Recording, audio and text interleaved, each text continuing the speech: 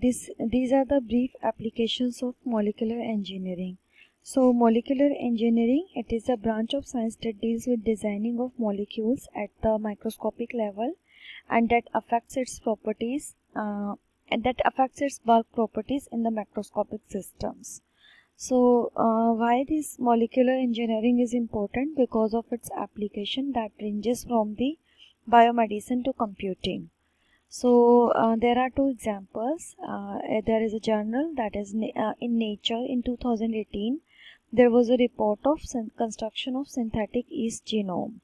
And in this synthetic yeast genome, how it was different? It carried special gene sequences after known essential genes. And these special sequences were inserted specifically that allowed extensive rearrangement in each genome whenever it was required. It could be manipulated easily using these sequences so that the genes they can get relocated, deleted, duplicated or inverted. Called as scramble, synthetic chromosome rearrangement and modification by log-speed mediated evolution. So this synthetic yeast genome was created. It was genetically engineered for the production of important metabolites, for manufacturing of important metabolites that are important commercially, so that they can be used for industrial purposes. Second example is synthetic mimic of a biological capsule was prepared. It was made up of biocompatible polymer that carried stuff inside from one place to another, and it has got a wide potential. Like it can be used in therapeutics, it can be used in agriculture to release fertilizers in field, or to clean up any kind of spill in soil or water bodies. So how exactly this biological capsule works? It is made up of two layers. Outer layer is water soluble and the inner layer is glassy material. So and in the core there is the material packed inside. So if it is getting used in therapeutics, there is medicine inside, and this is used as a vehicle for delivery of medicine to the infected cell. If it is used in agricultural fields, it may contain fertilizer to disperse its material in the fields, or to clean up any kind of chemical spillage in water or soil bodies, a land sample. So these are the two examples of the products that have been created by molecular engineering. Apart from these two, it is extensively used in immunotherapeutics. So it can be used to make peptide-based vaccines. It can be used to create peptide-containing pharmaceuticals, medicines, drugs. It can be used to make chimeric antibodies and T-cell based immunotherapeutics.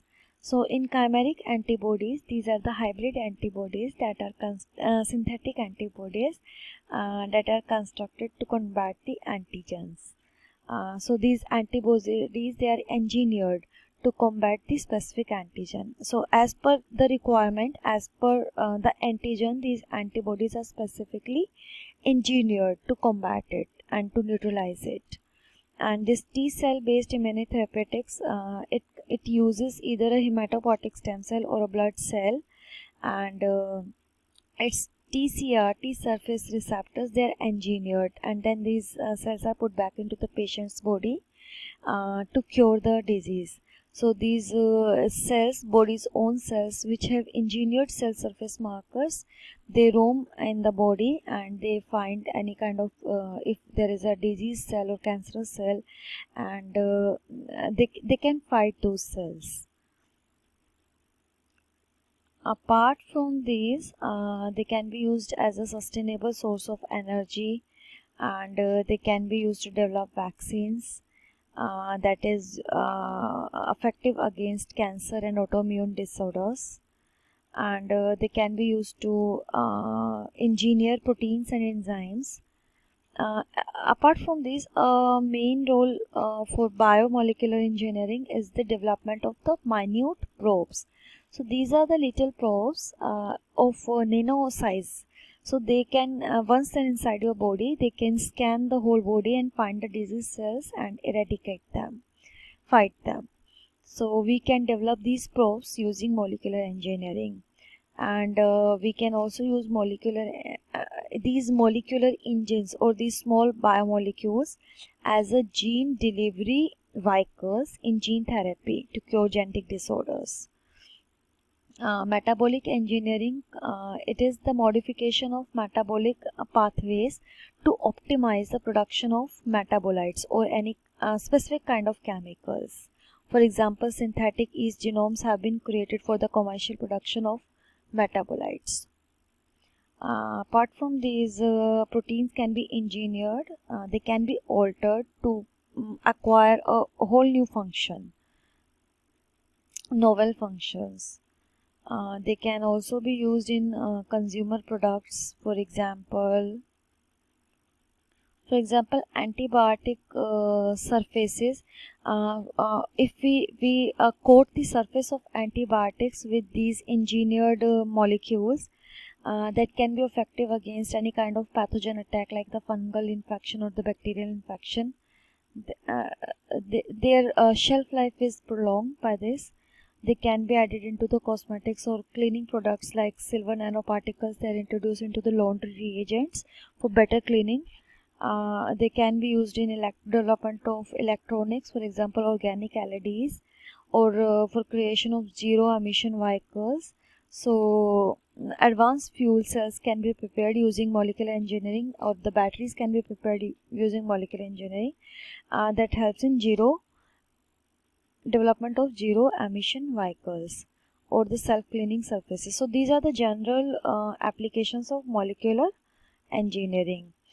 They can be used to prepare solar cells that are more cost effective as compared to the traditional approaches, and they can also be used in environmental engineering. For example, these nanoparticles which have been redesigned using molecular engineering, they can be used for desalination of water to remove heavy salts, and they can be used for soil bioremediation, or they can be used for carbon sequestration from any sample.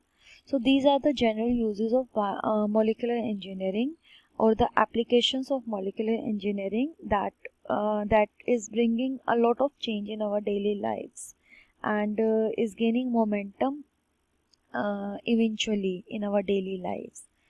Okay, these molecular engines, or these specially designed molecules that have been created, that are created by molecular engineering techniques, they can be used to mimic drugs. For example, they can be used to mimic polio or the tetanus pathogen, because these are able to enter into the central nervous system, CSF, cerebro spinal fluid. They can cross the blood brain barrier and enter CNS. So if we are able to create the molecules, the mimics of these pathogens, so that then we can, in a way, then we can deliver our medicines through these molecular mimics, and we can deliver the medicine into the central nervous system, and a number of new neurodegenerative diseases like Alzheimer's disease, it can be cured then. And it can also help in the early detection of cancer cells, if we are able to make probes, nano probes, that are able to identify cancer cells in a early stage, so that they can be cured, so that their curing chances are more. Apart from these, if we talk about the electronics or the IT revolution, what if we are able to condense the whole information that is contained in the libraries containing so many books into a small chip kind of structure, as small as a sugar cube. So this biotechnology, specifically this nanotechnology or this molecular engineering, this is dealing with the miniaturization. That means making the size to extremely infinitely small, bringing the size to very small, but its surface is getting altered in such a way it can contain a lot of information. So if we are able to do that, a lot of problems can be solved.